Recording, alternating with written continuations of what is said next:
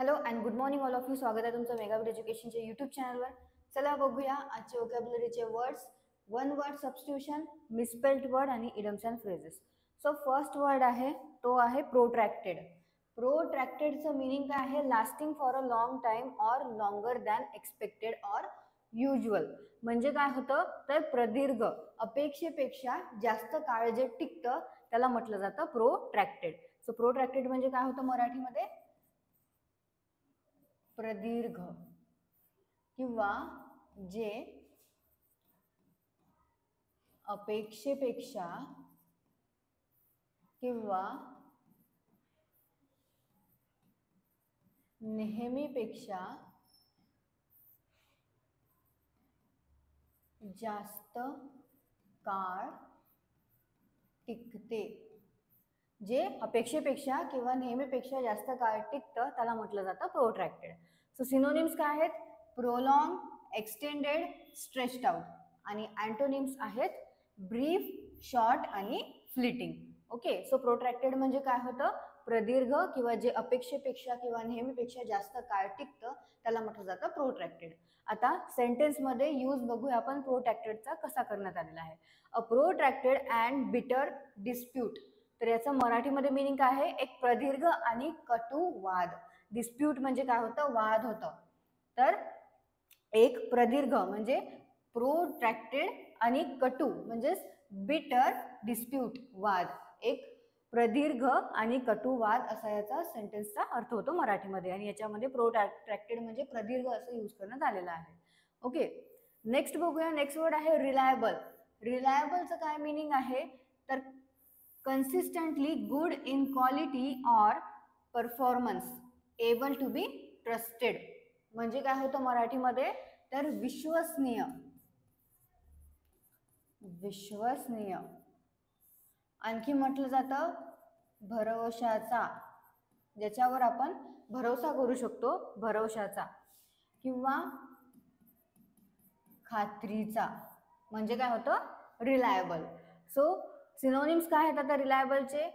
Dependable, good आणि वेल founded. आणि antonyms आहेत अनरिलायबल, अनट्रस्टवर्दी आणि डॉडजी. रिलायबल म्हणजे काय होतं? विश्वसनीय, भरोशाचा किंवा खात्रीचा, ज्याच्यावर आपण काय करू शकतो? विश्वास करू शकतो, भरोसा करू शकतो, त्याला म्हटलं जातं रिलायबल. आणि त्याचे सिनोनिम्स काय आहेत? डिपेंडेबल, गुड आणि वेल फाउंडेड. आणि अँटोनिम्स आहेत अनरिलायबल, अनट्रस्टवर्दी आणि डॉटजी. सो सेंटेन्स बघूया. रिलायबल सोर्स ऑफ इन्फॉर्मेशन म्हणजेच माहितीचा विश्वसनीय स्रोत.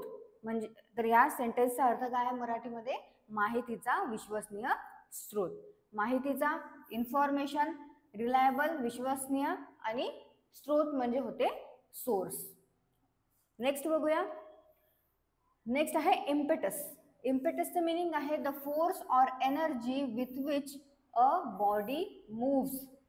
म्हणजे काय होतं? इम्पेटस म्हणजे एकतर चालना देणे सुद्धा होतं किंवा प्रेरणा देणे सुद्धा म्हटलं जातं. तर इम्पेटसचं मिनिंग काय आहे? प्रेरणा किंवा चालना, उत्तेजन किंवा हलणाऱ्या वस्तूचा जोर. म्हणजे काय म्हटलं जातं? इंग्लिशमध्ये त्याला काय वर्ड आहे? इम्पेटस असा त्याचा वर्ड आहे. The force or energy with which a body moves म्हणजे हलणाऱ्या वस्तूचा जो जोर असतो किंवा त्याला आपण चालना देतो, प्रेरणा देतो, त्याला म्हटलं जातं इम्पेटस. सिनोनिम्स काय आहेत त्याचे? मोमेंटम, प्रोपल्जन आणि इम्पल्जन. आणि अँटोनिम्स आहेत डिसइन्सेंटिव्ह, ब्लॉक आणि चेक. सेंटेन्स बघूया एकदा. Hit the booster coil before the flywheel loses all it's impetus. तर याचा मराठीमध्ये काय अर्थ आहे? तर फ्लायव्हीलचा सर्व वेग कमी होण्यापूर्वी बूस्टर कॉइलला धडक द्या, असं या सेंटेन्सचा मराठीमध्ये अर्थ आहे. परत एकदा तुम्हाला सेंटेन्सचा अर्थ सांगते मी मराठीमध्ये. तर फ्लायव्हीलचा वेग कमी होण्यापूर्वी बूस्टर कॉइलला धडक द्या, असा या सेंटेन्सचा अर्थ होतो. आणि याच्यामध्ये असं इम्पेटसला यूज करण्यात आलेला आहे.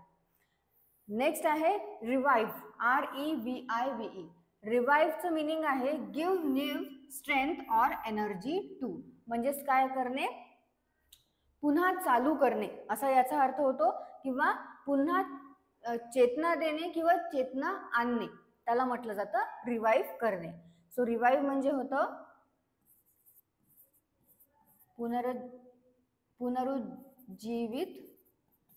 पुनरुज्जीवित होणे किंवा करणे. आणखी म्हटलं जातं पुन्हा चालू करणे किंवा पुन्हा चेतना येणे किंवा आणणे, म्हणजे होतं रिवाइव्ह करणे. सो सिनोनिम्स काय आहेत रिवाइव्हचे? इन्व्हिगोरेट, रिव्हायटलाइज, रिफ्रेश. आणि अँटोनिम काय आहेत? टॉर्पिफाय, TORPEFY, टॉर्पिफाय. तर रिवाइव्ह म्हणजे होतं पुन्हा चेतना येणे किंवा आणणे, पुनरुज्जीवित होणे किंवा करणे, आणि पुन्हा चालू करणे म्हणजेच रिवाइव्ह करणे. आणि त्याचे सिनोनिम्स आहेत इन्व्हिगोरेट, रिव्हायटलाइज आणि रिफ्रेश, आणि अँटोनिम आहेत टॉर्पिफाय. आता यूज बघूया सेंटेन्स मध्ये रिवाइव्हला कसं करण्यात आलेलं आहे. The cool refreshing water revived us all. तर याचा मराठीमध्ये अर्थ काय आहे? थंड ताजेतवाने पाण्याने आम्हा सर्वांना पुन्हा जिवंत केले, असा याचा मराठीमध्ये अर्थ आहे. परत एकदा तुम्हाला सेंटेन्सचा अर्थ सांगते. The cool refreshing water revived us म्हणजे काय होतं? तर थंड ताजेतवाने पाण्याने आम्हा सर्वांना पुन्हा जिवंत केले. नेक्स्ट आहे one word substitution. One word substitution मध्ये फर्स्ट काय आहे? The first public performance of musical or theatrical work or the first showing of the film. तर म्युझिकल परफॉर्मन्स फर्स्ट टाइम जिथे होतं, किंवा एखादा मूवी जेव्हा रिलीज होतो फर्स्ट टाइम, तर त्याला काय म्हटलं जातं? प्रीमियर असं म्हटलं जातं. तर प्रीमियर म्हणजे काय होतं? प्रीमियर म्हणजे होते पदार्पण किंवा पहिला खेळ. प्रीमियर म्हणजे काय होतं? पदार्पण किंवा पहिला खेळ. आणखी म्हटलं जातं त्याला पहिले सार्वजनिक सादरीकरण म्हटलं तर त्याला इंग्लिश मध्ये काय आहे? वन वर्ड प्रीमियर असा वन वर्ड आहे याला. नेक्स्ट आहे पेनिन्सुला. पेनिन्सुलाचं काय आहे meaning? Land covered by water on 3 sides, म्हणजेच त्याला म्हटलं जातं मराठीमध्ये द्वीपकल्प. किंवा पेनिन्सुलाला काय म्हटलं जातं? तर असं लँड जे तिन्ही साइडनी कशाने कव्हर आहे? पाण्याने कव्हर आहे. म्हणजे त्या लँडच्या तिन्ही साइडला काय आहे? पाणी आहे, वॉटर आहे, त्याला म्हटलं जातं पेनिन्सुला. पेनिन्सुला म्हणजे काय होतं मग? तर असं लँड ज्याच्या तिन्ही बाजूनी पाणी आहे, त्याला वन वर्ड आहे पेनिन्सुला. नेक्स्ट आहे मिसस्पेल्ड वर्ड. मिसस्पेल्ड वर्ड मध्ये फर्स्ट वर्ड आहे डिस्क्लोजर, आणि ऑप्शन बी हे करेक्ट स्पेलिंग आहे डिस्क्लोजरची DISCLOSURE. आणि डिस्क्लोजरचं मराठीमध्ये काय अर्थ आहे? प्रकटीकरण किंवा उघडकीस. डिस्क्लोजर म्हणजे होते प्रकटीकरण किंवा उघडकीस, किंवा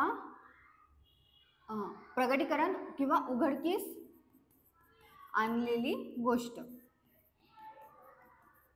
तर डिस्क्लोजर म्हणजे काय होतं? एकतर प्रकट करणे, प्रकटीकरण करणे, किंवा ती एखादी जी गोष्ट आहे तिला उघड करणे, त्याला म्हटलं जातं डिस्क्लोजर. आणि करेक्ट स्पेलिंग आहे डिस्क्लोजरची DISCLOSURE.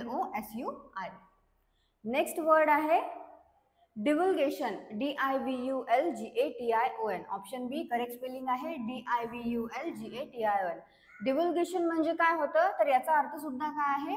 उघड करणे किंवा प्रकटन. तर डिस्क्लोजर आणि डिव्हल्गेशन हे सिनोनिम्स आहेत. तर डिस्क्लोजर म्हणजे पण काय होते? प्रकटीकरण किंवा उघडकीस आणलेली गोष्ट.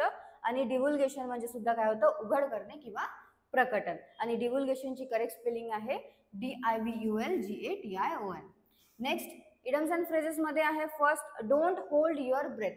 तर याचं मिनिंग काय आहे, if you are told not to hold your breath म्हणजेच काय होतं, it means that you shouldn't have a high expectation about something. तर याचा अर्थ काय आहे, कोणाकडनं जास्त अपेक्षा न ठेवणे.